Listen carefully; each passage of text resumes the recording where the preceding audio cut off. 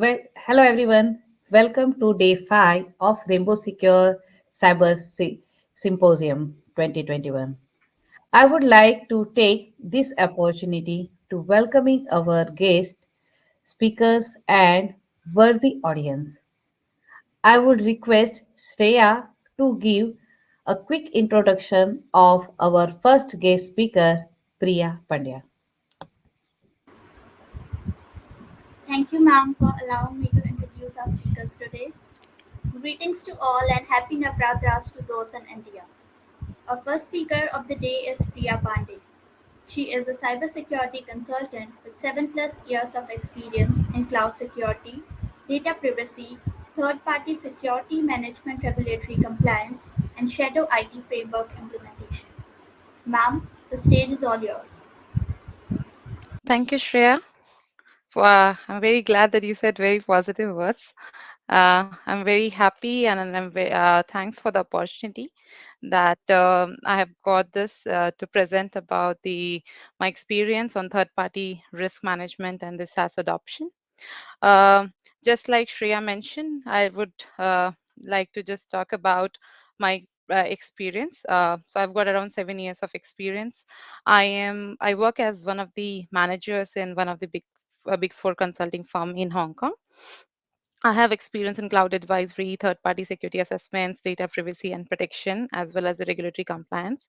I've got few certification across the cloud service providers like the Azure Security Engineer, Azure Fundamentals, and multiple of them. And then also from the perspective of the identity best practices. So I have got the experience in ISO 27001 and also the BSI GDPR. So let's go to our agenda for today. Uh, I would like to cover the topic like third party dependencies because how exactly the third parties are the key, they have become the key part of our lives and how it's been adopted across the organization and how do we actually manage them. But these two topic, I think we have spoke a lot and we have been hearing a lot of people talking about the same parts. But the key thing which I wanted to talk is also on the third party adoption going towards SaaS. And just from the my observation and my understanding, how can we do a we can take as small steps for ourselves as a professionals, as an employee of a company, to make sure that we are mindful on doing these while utilizing these SaaS applications. So let's jump to the third party. So what is actually a third party? So there are depending on the organization, I think around 40 to 60% people are trying to outsource the type of work. It's because the every day there's a new requirement coming up in the market, and nowadays, like even if it is a marketing campaign, there are users who are trying to go to a third party application to do this like surveys and get the result back, and there is some other party which is posting those, like Instagram is influencing and yeah, hiring their influencers, and then they have lots of big ecosystem apart from the traditional ones like we used to see, like the software developer, which is still there. We have third party specifically for delivery management and everything, but the key risk always remain the same, right? So as long every day whenever there's a new technology coming up, the dependency on the third party is also increasing, and so as the risk. So what are those key risks? They are operational risk, legal and regulatory risk, financial and reputation risk, and cybersecurity risk. So let me just go down one bit by bit. Operational risk could be the normally when we have any shutdown. Suppose if there is a we have a dependency on, suppose in this type of scenario, we can see that we were dependent on AME. And what if the AME doesn't work? So it's just like, is there if there is any application or if there is any external service provider which has a dependency on the businesses and it stops, so it impacts us in a way that there is no business continuity. then there are lots of legal and regulatory requirements coming up every day. So if you see, if regionally, if I'm in Hong Kong, so I have my own local regulator which I need to follow the requirements, irrespective of the even if you are compliant in terms of the you have got certifications, but you have to meet the requirements of the local regulatory requirements. So the very well known is GDPR as well, because GDPR have because of the GDPR, the privacy control have also become very stringent, and there are companies which are definitely trying to adopt those requirements, because the third risk we're going to talk about is the financial risk. Now, if you talk about the financial risk and reputation risk, we see that there every day there are lots of data breaches. It comes in a picture around 80 to 90 breaches are being originated somewhere to the from the supply chain, and it leads to the key owner. Actually, even if you are outsourcing the data, you are trying to provide the information to third party and make them understand that how exactly the work is done, but at the end your organization is still the owner, right? So in that case, if there is any impact to your data, the organizations are being impacted financially, because there are regulations which have to pay the penalties, or they'll be penalized if there is any breach, as well as since the system is not working, it ends up losing of some businesses. At the end, there are lots of issues with the reputation, because the moment uh, Facebook or Instagram comes in news with a data breach, people start thinking a lot that is it safe or not, even if they were not thinking before. So there's a lots of implication on reputation as well.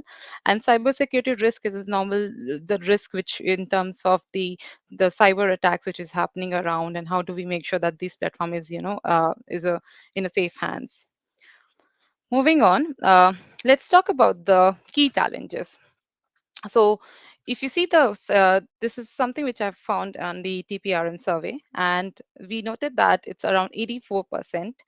There are third party which host the critical and sensitive information. So that means 84% the third party might have the risk of breaching the data, and the impact goes to the third and the organization.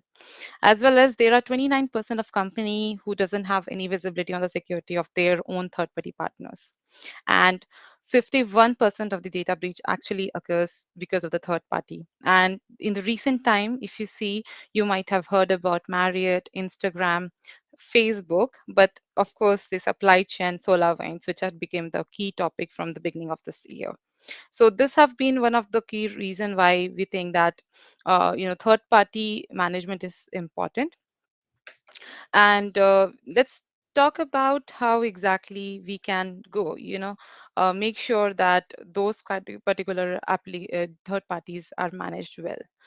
And so, talking about normally, traditionally, how do we actually manage these application is, first of all, we need to identify that there are clear ownership is involved in the third parties. So the owner, the organization is aware that what is their responsibility, and also what is the vendor responsibility.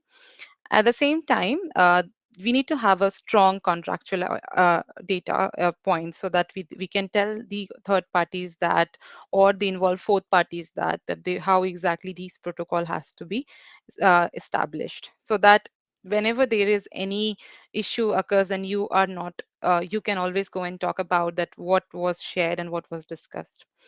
As well as, it's very important that we have ensure right to audit in the contract, so that you have right to go back to the business and talk about the key reasons that why you want to audit. And most important thing, which I've realized that most of the companies might not have in place already, is the pre-onboarding due diligence. It shouldn't be like when you have signed the contract, the people started working, and then you think, oh, I think I missed something. But it shouldn't be in that case. You should be always looking at the part that, if this is a third party I'm looking for, is it good enough to adopt my framework, or is it adopt good enough to take care of my data? So this is the key in terms of establishing the clear ownership. And when it comes to the third party management framework, the second one, it is the very key that from the organization perspective, we have a firm-wide established framework. And the reason why we need to do that is because we need to understand, if suppose if it's a big company, it has like 50 to 60 third party vendors. Every third party vendor has its own functionalities, and every third party vendor might have a different criticality than what it is expected from some other vendors. Like, there is one vendor who is actually responsible for only the payment gateway, but the other one is responsible for delivery. So here the responsibility to manage the risk at the payment gateway is higher than the criticality which we see for the delivery, because delivery we can always think from the part of the professionals background check. Also, if they have any records being delivered, so if the address is written, then how exactly they are taking track of it, if the application is being used, whether it is patched on time. So these are the basic for the delivery. But what about the payment provider? We should be looking at their security policies, whether they are PCI certified, or we should be looking at whether they are resilient enough, because they shouldn't be impact on the business. So taking this into the consideration, we need to understand that which category will go to which particular vendors, and based on that we should be doing the third party criticality assessments. And it's not just that we do the assessment and we are good to go, and then rest of the contract or next 10 years I'm not going to look at it. That's not possible, because every day there's a new threat coming up, there's a new breaches news comes in the picture. As well as, when you do the assessment, it is based on the extent current offering. So if you're trying to extend the offering, if you're trying to expand some new piece of work, you should be doing it again. The last one which I wanted to talk about was more on the vendor offboarding risk management process. Well, I will be talking about in the next slide as well, but this is majorly to talk about that, whenever you end your contract, you should be looking from the part that you have enough understanding when you do the offboarding. So you delete those data, you are able to remove that particular personal data, and it's not been misused. So let's go to the next slide, and we will be talking about the typical how exactly the process occurs in TPSM. Basically, we start with risk initiation, which is like we understand what are the risk involved for each of the vendors. Then we also look at the risk analysis. So when it comes to the risk analysis, the key part is always the end-to-end data flow. So there can be a chance that data originate from the organization, the key organization, then it goes to one party, and then it might goes to the fourth party, and then it goes back to again to the organization. So we need to identify where all the risks are there, where we can think that this can be breached or this can be misused. And these kind of analysis can be done in risk analysis phase. And based on that, you can go to the next phase, which is risk assessment using the best practices at 27001 NIST, and also some of the local requirements so that you can comply to them. Also the privacy requirements so that you can make sure that you are not penalized if those particular requirements are not in place. So it's not just that you just do the assessment and give the finding to the vendors, and then you say that okay, now you can work for me. It shouldn't be like the case. You should be always identify if it is a high risk vendor, if it is having a high risk posture. How do we identify and close those particular gaps, and make sure that once those are closed, then we can go ahead and start doing the work, because the overall impact is definitely going to come to the organization. So we should be looking on that part as well. And at the end, it's a continuous risk monitoring process. So there might be a chance that if it is a low risk vendor which doesn't handle lots of your personal data, not a lot of critical data, or not of having any direct impact to your business, you can do once in 2 years or 3 years. But if it is a high risk vendor, like a application developer, you need to look from the part that where can be the gaps can be, and you can have your own frequency at least once in a year.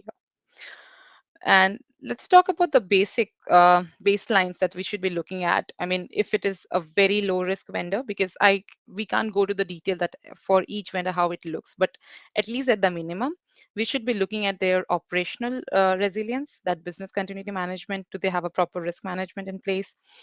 Do they do any background check for the employees who will be deployed to this project? And whether they are aware about the assets which are involved in doing this organization work, because if there is any data breach or anything happens, then you can always track down and identify which assets are being used and which assets have been compromised. So it's like you are aware your where your data systems are, and that's very key.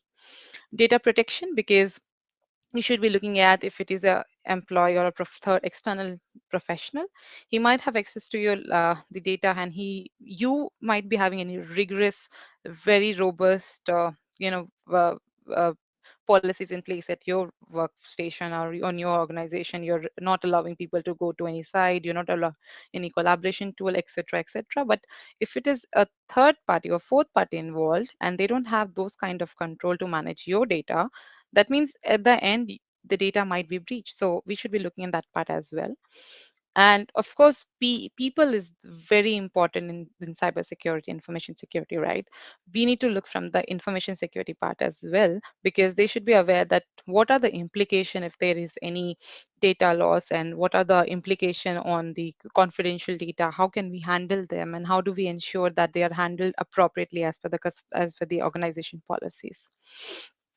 So this is all from how exactly the normal third party security management occurs. But since in the beginning I mentioned about the SaaS and how exactly it's been coming up, so we'll be talking about what are the key categories which in the recent time, in this last 1 to 2 years, have picked up. First one is the cloud-based storage service and hosting provider. Second is online payment and credit card processing, and the third one is JavaScript on the websites. Also, Right.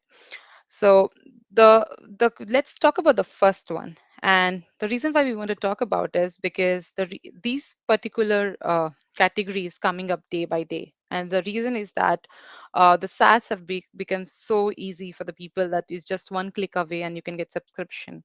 So there are lots of third-party application which are being purchased by users without the knowledge about these particular requirements, and that actually tends to a shadow IT.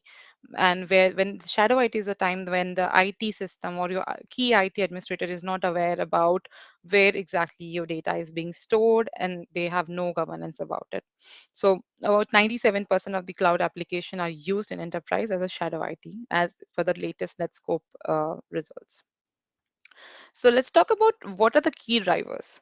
So in the recent time, when you see that the we had gone to a remote working arrangement, we all not going to the office so often. We are just being at home, and then doing multiple level of work at one time. And you want something that this is picking up, and you want to understand that, oh, this is something which I can start working on. And then that's one of the reason. Of course, the second reason is the faster procurement process, because normally if you see the traditional organizations, we might have a very, I mean, most of the people might agree to that we have very long process to get the approval for one single application. And why don't a person just go and just click and get the subscription? So it's easy for them to go and adopt those particular applications, as well as the latest trends in innovating application, helping them to do the work faster than expected. So if they don't have anything which is helping them to work on it, they will definitely go for something which is much innovative and they can utilize it. So this is leading to shadow IT application and leading to the SaaS adoptions as well. But can we stop them now? I mean, it's not a time that we can't just say that stop using all the SaaS application, please use this particular application which is approved application, and the one which we are not approving, then it should be cancelled. But then you can't actually do that if the people are actually in the remote access. You can have some controls in place, but you can't just stop them to use all of the SaaS application. But of course we can train them and make them understand that when we are actually um, considering those particular applications, so what are the key things that we should be looking at? Of course we should be looking at their data retention policy and privacy policies, so that the user is aware that if there is certain number of critical data which they are uploading to the data but they are retained to the certain time, and also they have a appropriate privacy policy matching with the regulatory requirements, and as per as they have right, and they have a proper way of consenting, and terms and conditions are in place. As well as they should be aware that where the data is kept and how it's been is it been securely stored. Or because the thing is, what happened is that if you're not aware where the data storage is, how your data is stored is, you won't be able to comply with the local requirement. Because I might have some application which is storing my data in India or US, but I have no idea. If I don't have any idea about it, I won't be able to take any preventive actions. So that's the key we should be looking at. We should be also looking at whether that application is being patched on time, because as you all are might be aware that one of the key reason is always the patching and missing out on the updates, and then it leads to lots of windows for the hackers to come and hack the systems. At the same time, just like we mentioned from the beginning, that availability is also one of the key responsibility of the third party, because operational impacts is directly impacting the businesses. So we should be aware that whether they'll be able to handle the resiliency part, they are highly available in terms of the outage for any critical applications.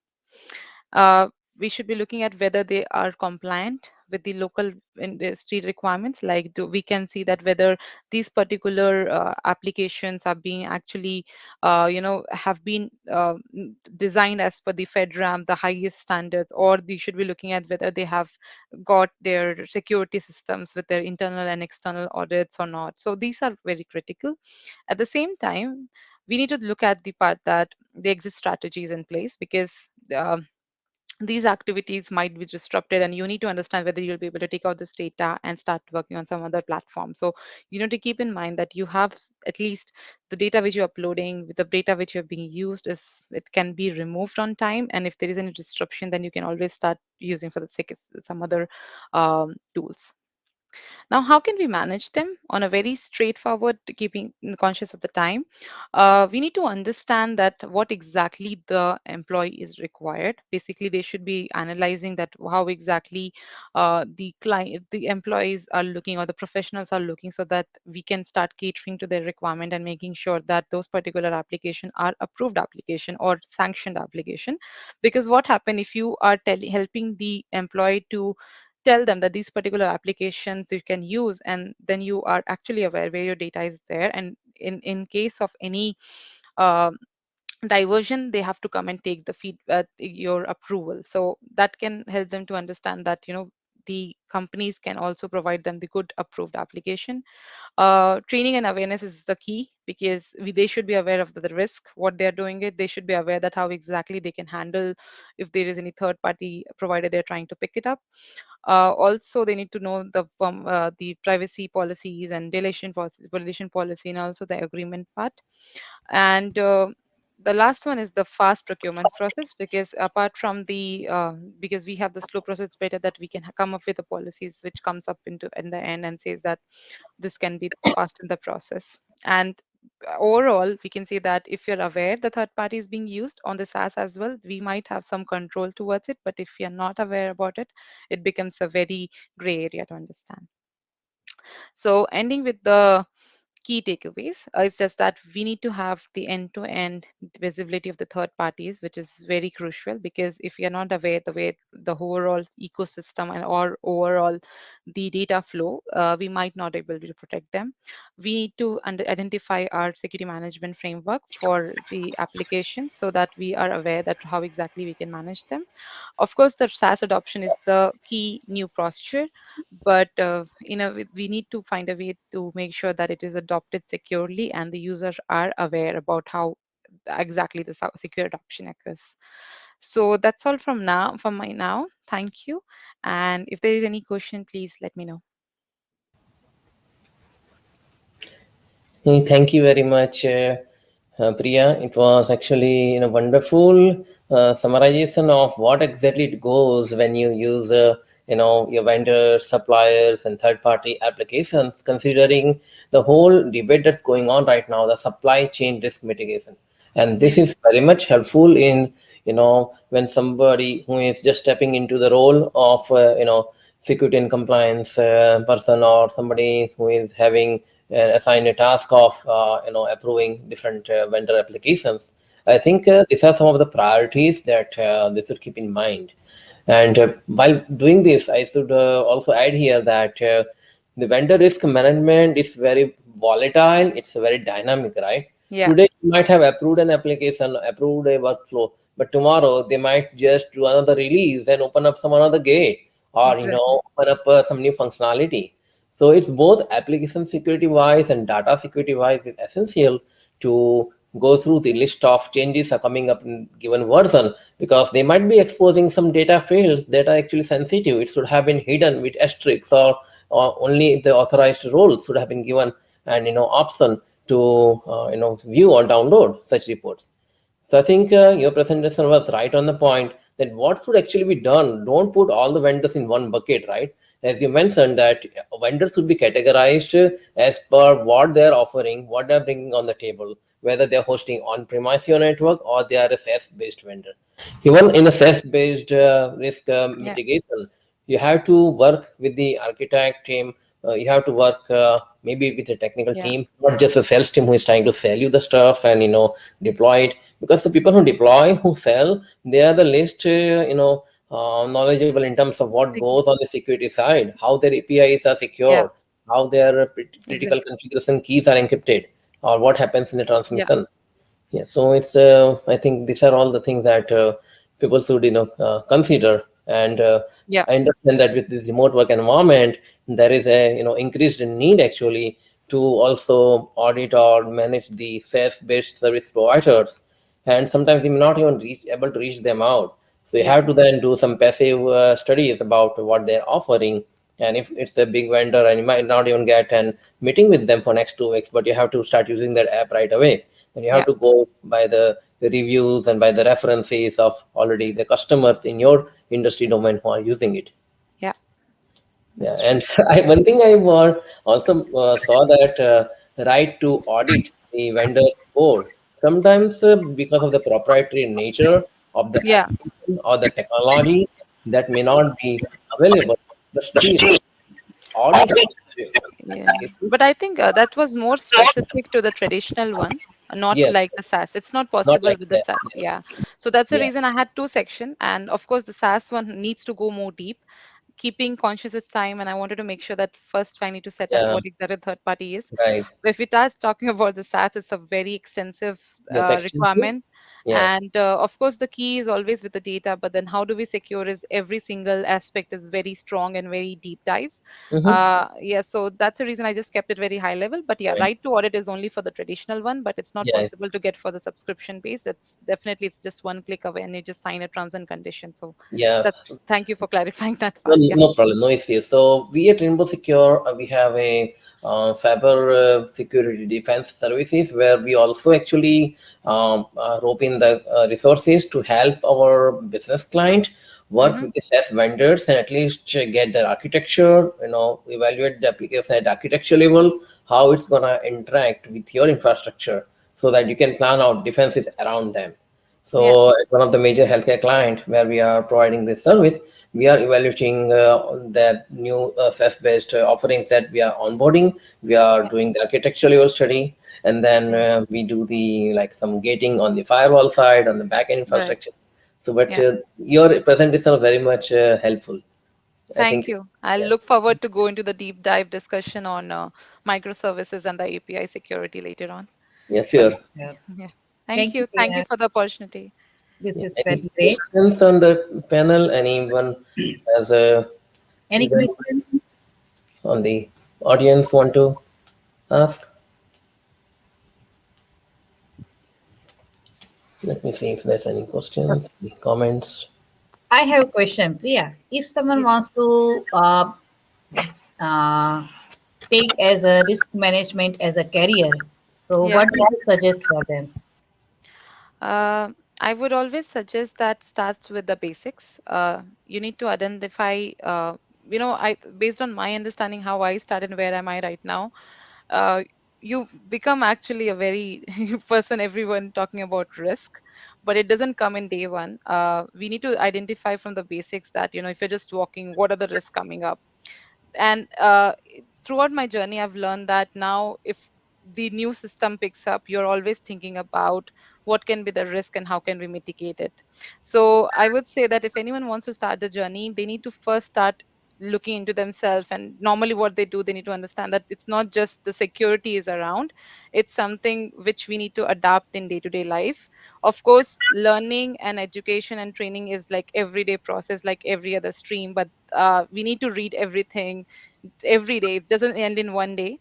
And if we, as of, it's been 7 years, and I think of course you guys are more experienced than me, and you guys must will agree the same, that we need to learn every day new things, so that we are, capable to respond to the right thing to the clients and what you're working on. We are strong enough to, be a cyber warrior. So my suggestion is that, of course, just you start reading every day, at least a new thing which we can do it, as well as keep the risk management in your mindset, that whenever you're moving ahead, then you think about the risk and how can we mitigate it. So that's my 2 cents. Thank you. That was a great answer. And thank you for your presentation and give your times and Thank, efforts. thank you. So, thank you. Welcome. Thank you. Now I like to invite Shreya to give a little brief introduction of our next honorable speaker, Dr. Usha Batra. Please come on the stage, Shreya. Uh, Thank you, ma'am, for providing an educational talk on the criticalities and trends in third-party security management. Coming in the speaker who dons multiple hats. Dr. Usha Batra is currently working as a professor and associate dean, School of Engineering and Sciences at GT Goenka University, Gurugram, India. She is a doctorate in computer science engineering from Banastali Vidyapeeth and has 18 years of rich academic, research, and administrative experience in Indian university systems, including JP University, North Cap University, and presently at GT Goenka University. She has authored and co-authored more than 50 scholarly research articles, conference papers, and book chapters. She has 40 national and international patents published to her credit. She is also an active member of the Academic Council and chair of Board of Studies of School of Engineering and Sciences, an IBM certified faculty for various courses in the domain of cloud computing and business analytics. Her current responsibilities include designing state-of-the-art curriculum and finalizing MOUs with industries like IBM, Oracle, Xavier, etc. Her areas of research include distributed systems, enterprise application integration, cloud computing, among others. Welcome, ma'am. Thank you so much, Shreya. Thank you, everyone at Rainbow Security. Uh, I hope I'm audible to all. Yes, you are. Okay, great. Uh, my slide is visible to all. So, a warm welcome to all the participants. Myself, Dr. Usha Batra.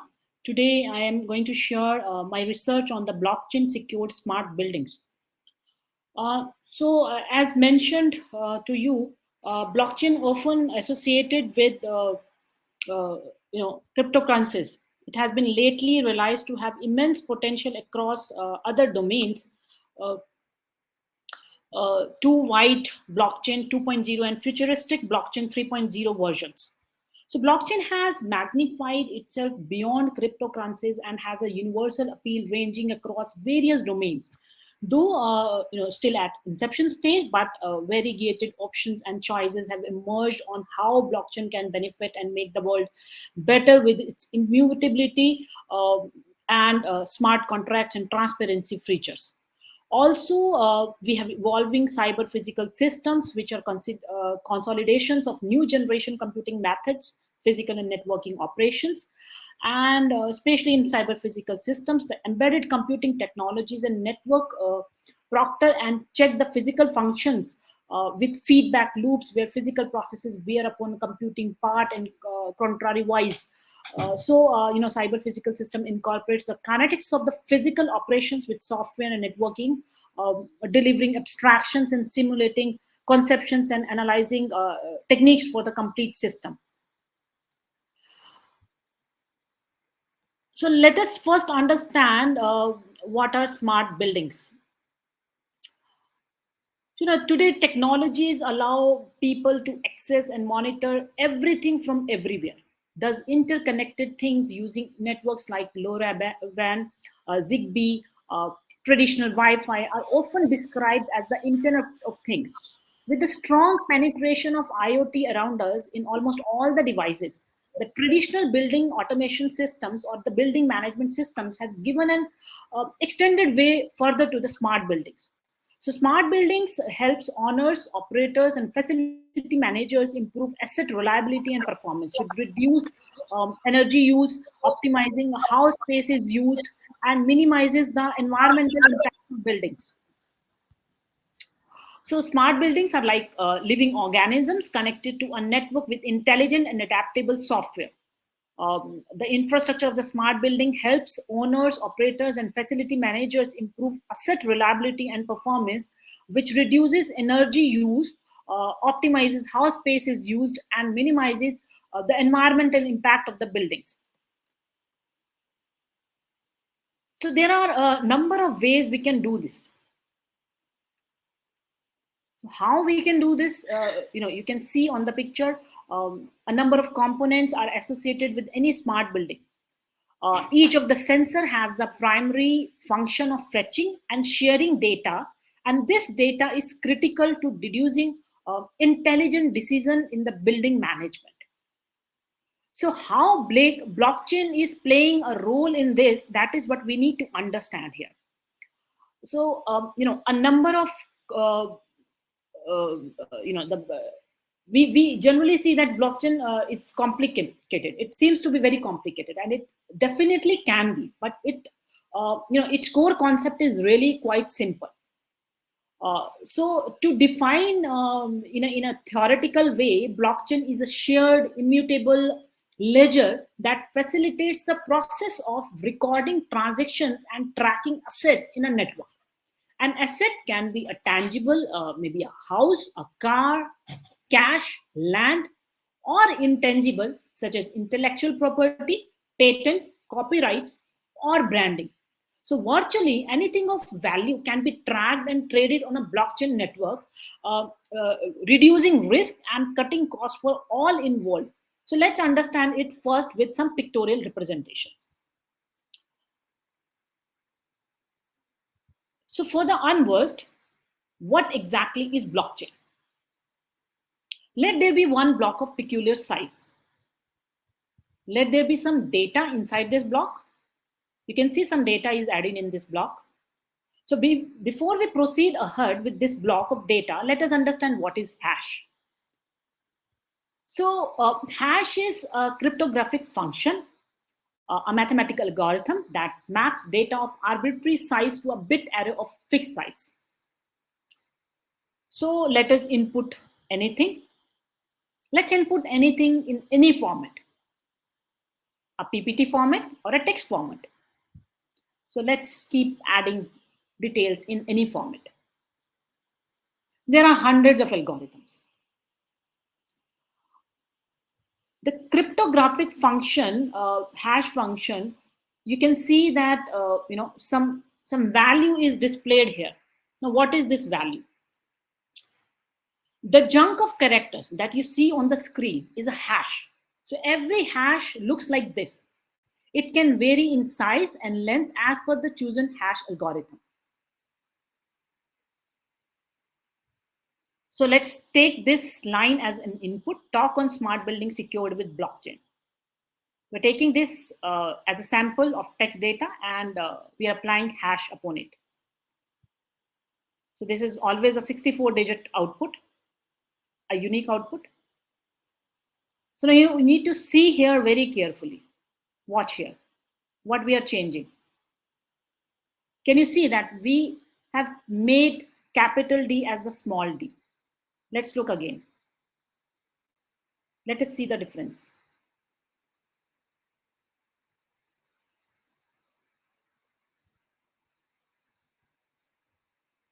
We have changed the capital D with a small d. So the hash of this sample text will look always like what you see on the screen. So if you want to calculate hash like this as derived on the screen, you can always take assistance of any online hash generator like anyhash.com. You can just go on that, you enter, you go on this website like https anyhash.com, and you enter, input the text which is in red, and you will immediately get the hash output. And this is what is shown on the screen as SHA-256 hash output. So basically, this hash will always be unique, and irrespective of any geographic or platform limitations, the output is always going to be the same as you are seeing on the screen. Now, and the moment you make any change, like the capital D, we have changed it to small d. So the moment I have made this change, the hash value changes, and this new hash value derived as a Flanche effect we call is absolutely no similarity with the earlier hash. So now let's go get back to our block of data. This was the block of data, block with some data. There is some other block, one more block. We keep adding number of blocks into this. We are adding continuously more number of blocks, and a stage comes when we are connecting the blocks. So these blocks are mathematically connected hash of block 1 embedded in block 2. Then mathematically connected hash of block 2 embedded in block 3, and likewise with block 3 and block 4. So we keep connecting all these blocks, and in turn we get a chain of blocks, and they are all mathematically connected. So what we get is a chain of blocks which are mathematically connected, and we call it a blockchain in a very simple term. So do we really think that, as simple it is looking on the slides, it is actually that simple? So it has an array of technologies behind it to make it happen and deliver it as desired functions. But that we will not discuss here owing to the time window. We'll see what are the major characteristics of the blockchain. So these are some of the major characteristics of the blockchain. I'll discuss all these characteristics. The first one is the decentralization. The network is decentralized, meaning it does not have any governing authority or a single person looking after the framework. Rather, a group of nodes maintains the network, making it decentralized.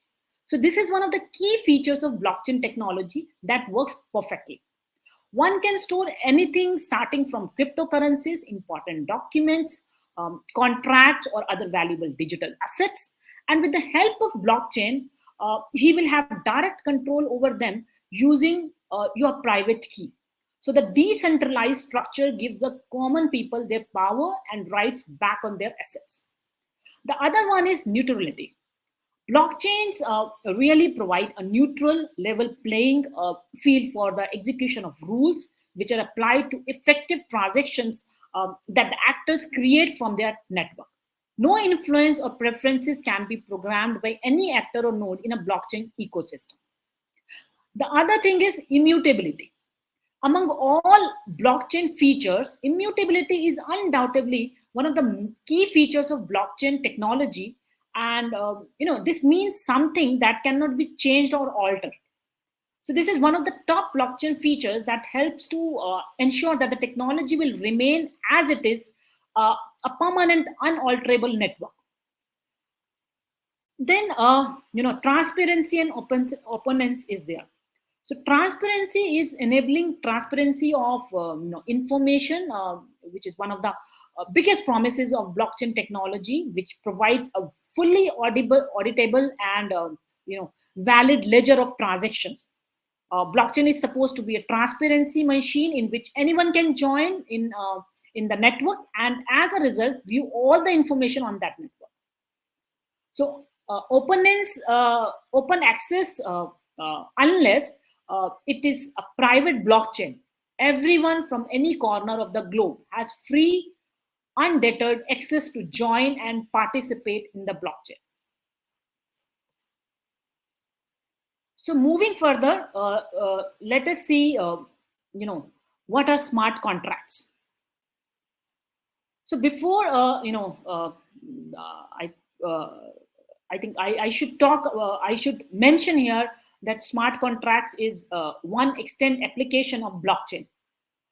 The smart contracts are computer communications protocol which have the potential to affirm and validate predefined conditions in a contract that requires executing the functioning between things and devices. So smart contracts allow the implementation of deemed transactions without the employment of the third parties. So a smart contract is a special protocol intended to contribute, verify, or implement the negotiation or performance of the contract.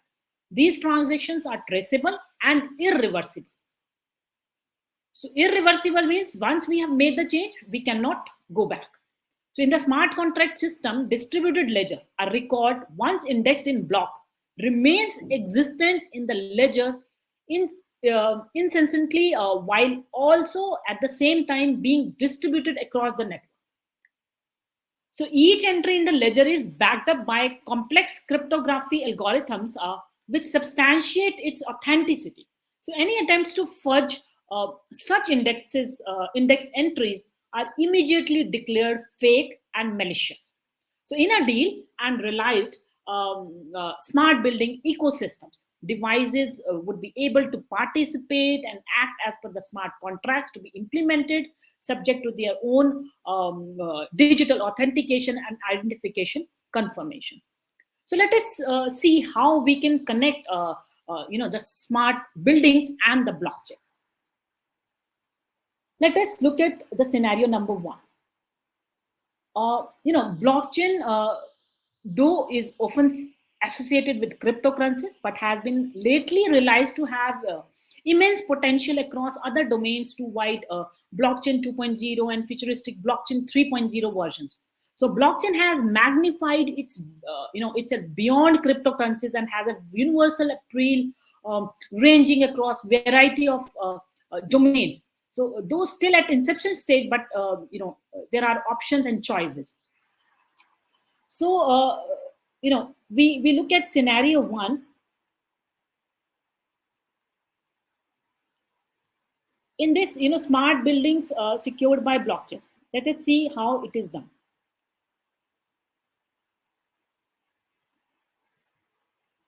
We can see an architecture here. This is a simple schematic which shows a smart building with multiple sensor whose output are being fed to APIs, which again can be of multiple platforms based. So these APIs through varied gateways can provide data to blockchain layer. So basically it is representing a smart building simulated on a cup carbon simulator enabled on Ethernet. So blockchain is an open source, private, system wherein the blockchain based distributed computing platform, which is duly capable of executing of smart contracts. So let us see, how this cup carbon simulator showing the sensor placement. So this is university system. You can see the GD Goenka World School is there, GD Goenka Education City is there. So we just tried it on a real-time scenario how it actually works. So it is basically showing the placement of various sensors. So we can see the cup carbon setting here. The university campus is here, and it is a simulation version with some sensors, and the output of these sensors and device identification will be further enabled with the blockchain based smart contracts. But what does blockchain technology achieve here? Let us see. So I'll share one example. Data being populated from multiple sources may be subject to malicious modifications, which can affect into disastrous situations like the case of Finland building attack in 2015. So in which the residents of two apartment buildings in the city of Finland found themselves bundling up at home when the heat in the buildings shut down. So the reason of this failure was not an accident.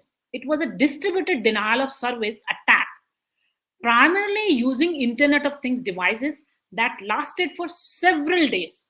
So in this most case, the hackers directed traffic to the computer system that controls the heating, including the hot water heaters for the apartment buildings. So once this massive amount of traffic swamped the system, the computer attempted to reboot itself. So this caught the computer in a reboot loop, shutting down heat to the buildings and confounding the maintenance staff. Fortunately, network administrators were able to limit internet traffic to the targeted system and residents got their heat back. But this is not just one case. If you search peculiar to attacks on building automation services, you will not find few, but multiple such cases in which the resident's life has been put at stake.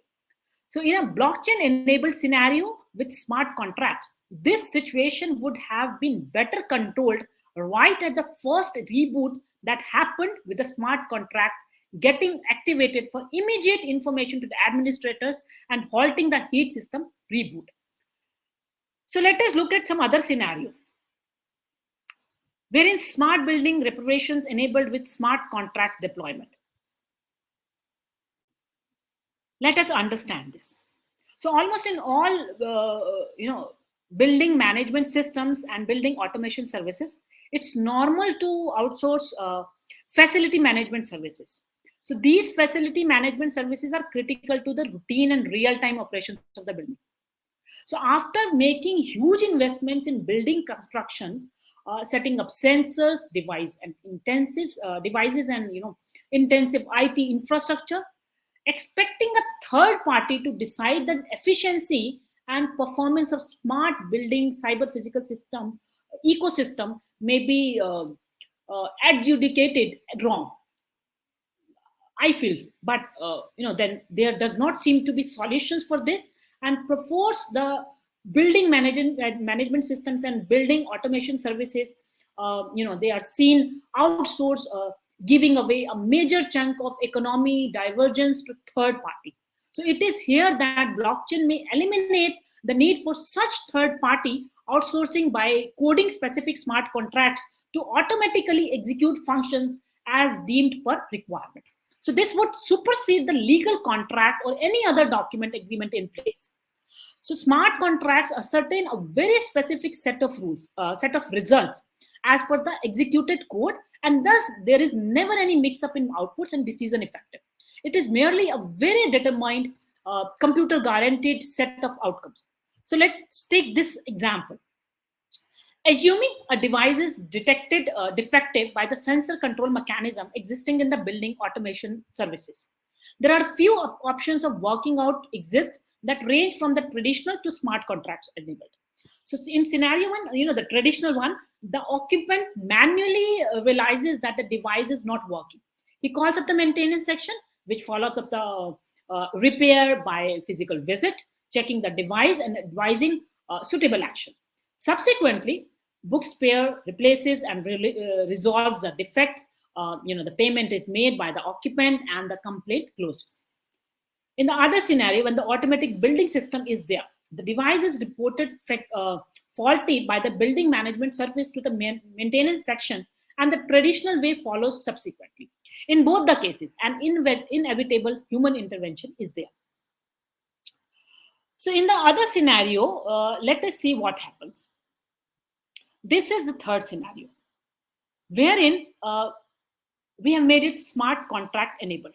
So the device is detected defective by the sensors, which is immediately communicated in real time by the smart contract to the maintenance agency. So if the sensor is also able to detect the defective part, the same order is placed too, thereby reducing the turnaround time.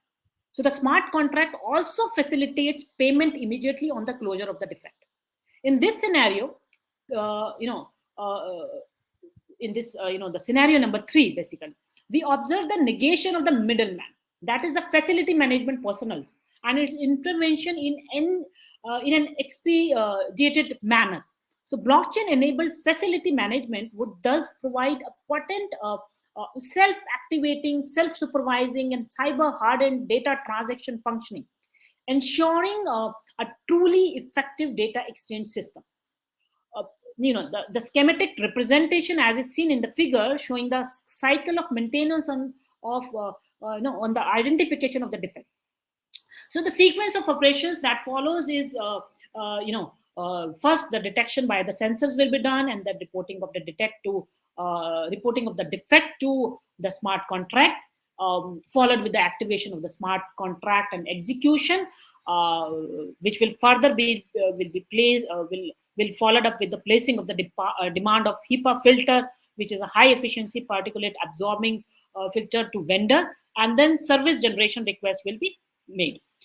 After that, the replacement and repair will be completed, followed with the conclusion of the smart contract HEPA filter replace, and finally the finance smart contract executed and payments made, and finally the conclusion of the chain. So these are the steps which are followed. Now, there are other application areas. What are these application areas? First is the facility management services. So many organizations hire outside vendors to manage their offices, and these contracts can include managing capital projects, operating the subsystems like HVAC, and running the cafeteria. The middleman approach works well here because most large offices require dozens of different services. However, the managing of the facility services and the businesses may be too much for most corporations. A corporation can realize that significant efficiencies by paying a single trusted entity for the facility management services. Additionally, the corporation may not have the resources to properly vet all the necessary vendor relationships. So the efficiencies of scale are compelling and may overweigh the contract fees paid to the facility management company. Here, the blockchain may obviate the need for such a middleman. Here is a simple example in shipping and delivery. Instead of signing a paper agreement with a delivery service, a smart contract could simply release the pre-arranged delivery fee when the package is delivered, which could be verified using GPS. Supply chains have been viewed as a good target for the blockchain, but the same can be said of facility management. All too often, the supply chain are hampered by paper-based systems where forms have to be passed through the numerous channels for approval, which increases exposure to loss and fraud. So this approach also would automatically create a record of past maintenance calls and could automatically identify, because I said that if something is spread in a blockchain, it will remain there forever. We cannot remove it. So though it is there, sometimes it becomes a negative aspect, but it is there. That's the feature. So when every call is there, a past maintenance call is there, and could automatically identify HVAC components that need to be replaced. So the other application area could be equipment warranties. So the worldwide market for building automation is about 120 billion. Smart equipment and the Internet of Things, which will connect these systems to the cloud, are becoming more and more common these days. So smart contracts could serve to automate warranties and provide refunds when equipment does not perform as expected. So the smart contract basically guarantee a very, very specific set of outcomes. There is never any confusion and there is never any need for litigation. It's simply a very limited computer guaranteed set of outcomes with onboard sensors to monitor equipment performance. Any warranty issue could be automatically identified and the refund would be transferred automatically. This would give building operators more confidence in the products they purchase and reduce administrative costs for the vendors. Then comes this tenant billing. This is also an interesting fact. Billing individual offices for actual energy within a commercial building is a significant energy management challenge. So there are regulations in some cities, such as in New York, that require sub-metering to enable tenant billing. Right now, the process is manual and requires a fair bit of administration. Just as blockchain is starting to impact the energy grid at large, it also could provide the backbone for billing within individual building. Next comes is indoor occupancy tracking. So, the tracking individuals within a building will enable the space to be more efficient and personal. So, having said so, valid privacy concerns arise as more data is collected about more occupants. So, the blockchain could provide security and anonymity while also enabling building systems to collect more detailed data about individual occupants. Blockchain can be used as a secure way to store personally identifiable data.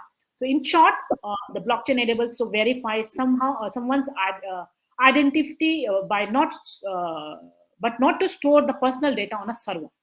So then, by decentralizing the data it generates about the given identity, they ensure that it cannot be tampered with.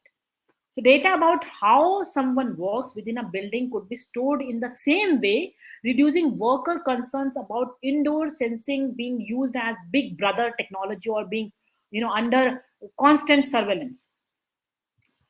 Other, application areas also involves, enabling power of decentralized storage in smart building. So this is one of the essential features in any smart building, is which is continuous generation of data. It is pertinent to mention that blockchains are not good to store data as it directly affects its performance. So it is here that distributed storage protocols like IPFS, Swarm, Storage, they come as extended functions to blockchains. So these serve as decentralized hard drives, to say in simple terms. The interplanetary file system is essentially a file system that allows you to store files and track versions over time, much like Git. Keeping track of them on a distributed network, somewhat like BitTorrent. So this storage system allows direct interaction through a secure and global P2P network. By combining these two properties, the IPFS enable a permanent new web and augments the way we use existing internet protocols like HTTP. So, moving further, we can also see that there are certain challenges. We cannot, just talk about, it's everything is goody goody. There are a lot of challenges in terms of the scalability, interoperability, the identification, authentication. So there are a lot of other challenges. So if we talk about the scalability, the number of devices envisaged to be connected wide IoT and smart building concept is anticipated to rise to 22 billion by 2025. So this might just affect storage plans and blockchain design architecture. So whether the high velocity, veracity, and variety of data being generated will be handled by the blockchain, what type of consensus mechanisms might be needed to actually apply an algorithm-based consensus, negating any third-party interventions. Then interoperability is also a challenge. It will be a huge task for the high number of these connected IoT devices to be able to talk to each other. So what kind of medium of communication will play a role? As on date, various developments are more or less taking place in isolation to benefit and exploit on proprietary and commercial gain angles. And there is a lot of scope to contribute to research in this field.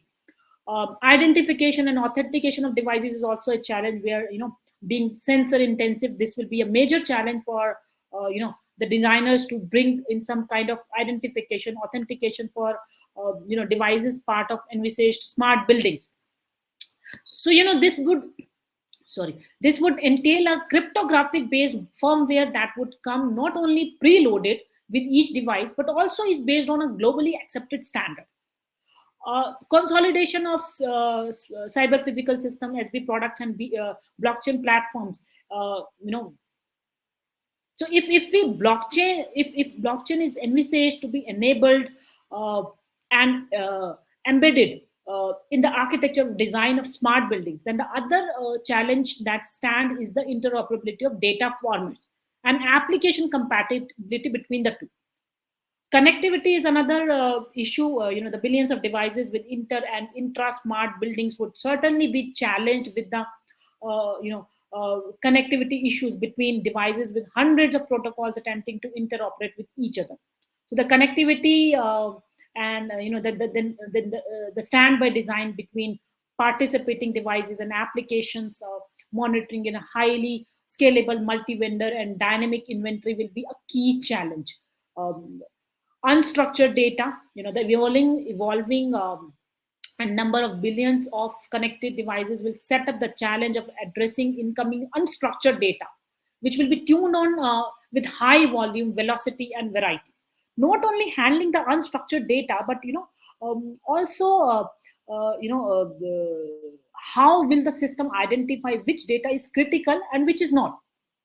This will remain a challenge unless otherwise clear the exhaustive standards evolved to resolve globally. So again, a research area, when the researchers can contribute, they can come up with some exhaustive standards to resolve such issues. Moving further, data capturing capacities is another challenge. This would be another key challenge prior to addressing the unstructured data and connectivity issues. The system would need to capture all kinds of data related to devices, as well as the data which is being generated as a system. Ethernet alternatives are there. The smart buildings once designed and in place would deem irreversible and start from scratch effort if the blockchain environment needs a change in the middle of the thing. So here comes the maintenance part. This need may arise owing to better options to currently available platforms like Ethereum, or which the present research is based on. So NEOS, Status, Lisk, EOS, these are fast evolving options and need to be deliberated upon as choices in upcoming future. Evolving solidity, the solidity is the language for writing smart contracts. It's quite evolving and expedited manner of implementing smart contracts on various blockchain platforms. So till such times either Solidity or any other alternatives emerge with very stable versions, it will be futile to attempt designing and investing infrastructure and efforts. So it is pertinent to mention that in last 1 year alone, Solidity has upgrade which has seen 15 plus versions. So such is the good development speed and efforts by the developing communities that all have seen major version changes. But the challenging thing is that that some of the versions are not backward compatible. So that's the biggest challenge which everyone working in blockchain is facing. So that's what I would like to conclude with. And there is a lot of scope wherein we can contribute in this area of blockchain. So with this, I would like to end my presentation, and I'm open for any queries. Thank you so much for giving me a chance to speak to everyone, and I'm hopeful that you must have you find it as a good session. You find it a valuable session. I could utilize it to the fullest. Thank you so much.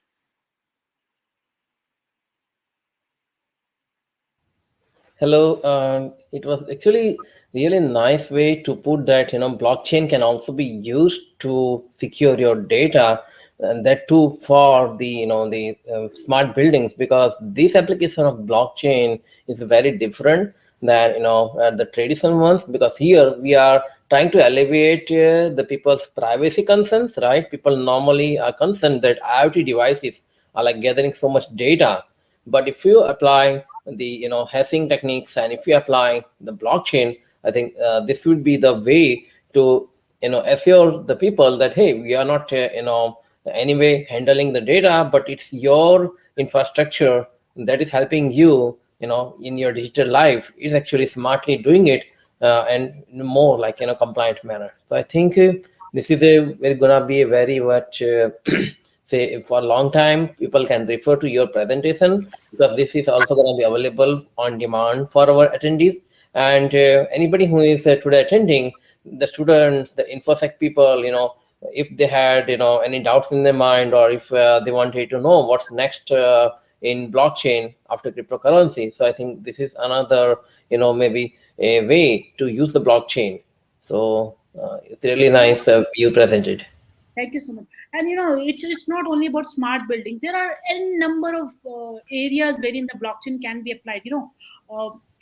Even in agriculture, real estate also. The middleman is there to establish the contracts between the two parties. If the blockchain is existing, everything is it will be recorded forever. If a land is sold out, that will be in record forever, so that cannot be sold again. These kind of frauds we see. So if blockchain is introduced in all such fields, I mean, there is lot of security and a lot of scope is there wherein we can apply lot of application areas. Some of them I could Yes, yes, definitely. mention here, and still there is lot of scope, lot of areas wherein we can apply Yeah. technology. So, thank you, Usha ma'am. Thank you. That's very nicely present. And also, I want to add it here. We build authentication technology on based of this blockchain. Yes, I was gonna say that So, the components of yeah, InfoSecure identity and access management, we also use blockchain in a one of the ways where we try to make our backend infrastructure so secure that if somebody is compromised on the backend side, or then also we take care of our clients' identity and needs. So we have kind of gained from this knowledge, and we have tried to do it. yeah. So anybody who is wanting to more understanding or knowledge sharing on blockchain, maybe we can invite Dr. Usha Batra for a separate workshop, and we can have the students interested to learn, and based on the availability of honorable guest, we can schedule it. And also, I would like to know your reaction. Just put some emojis so madams know how did you like this session. Thank you for showing your support. Thank you so Ma'am, much. I would like to ask a question on behalf of the audiences. So Shilpi asked you, like, ma'am, are smart contracts possible only on cloud platforms, or they can be created on on-premise systems Voice also? is breaking. The voice is breaking. Are smart contracts? Um, yes, ma'am. Nehal, ma'am, can you ask the question on behalf of Shilpi, please? My mic is not working Okay, ma'am. properly. Can you please mute your mic, ma'am? Nehal, ma'am. Yeah. Dr. Usha. Ma'am, the question is, are smart contracts possible only on cloud platforms, or they can be created on on-premise systems also? You know, a smart contract is basically a decentralized application that executes business logic in response to events. So smart contract execution can result in exchange of money, delivery of services, unlocking of content protected by digital rights management, or other types of data manipulation, such as changing the name on a land title. The smart contracts are basically, they can be used to enforce privacy protection, for example facilitating the selective. So there are a variety of architectures for how the programs underpinning smart contracts are developed, distributed, managed, and updated. They can be stored as part of blockchain or other distributed ledger technology and integrated into various payment mechanisms and digital exchanges that can include Bitcoin and other cryptocurrencies. So, despite the name, smart contracts are not legally binding contracts. Their main function is to programmatically execute business logic that performs various tasks, processes, or transactions that have been programmed into them to respond to a given set of conditions. So, you know, uh, it is a special kind of program that encodes business logic that runs on a special purpose virtual machine baked into blockchain or other type of distributed ledger. So it's not compulsory that you should be doing it on the cloud computing platform. So it's Thank you, ma'am. lots of tools for which you can There's one use. more question, ma'am. It's by Gaurav Sharma. He asks you, like, can we use proof of work as a consensus mechanism in blockchain-based IoT scenario? as it is quite resource consuming? Yes, we can use. We can use. Thank you, ma'am. Thank you so much. Thank you for answering the questions, ma'am. Thank you for a wonderful session, ma'am. Thank you so Thank much. you, ma'am. Thank So you, now, ma'am. yeah. Thank Thank you you, so Now, ma'am, for the informative session on applications of blockchain. Thank you Next, so much. My pleasure. next making her way is Eva Thakran, a first-year student pursuing her master's in cybersecurity. She has always been passionate about cybersecurity and its related aspects.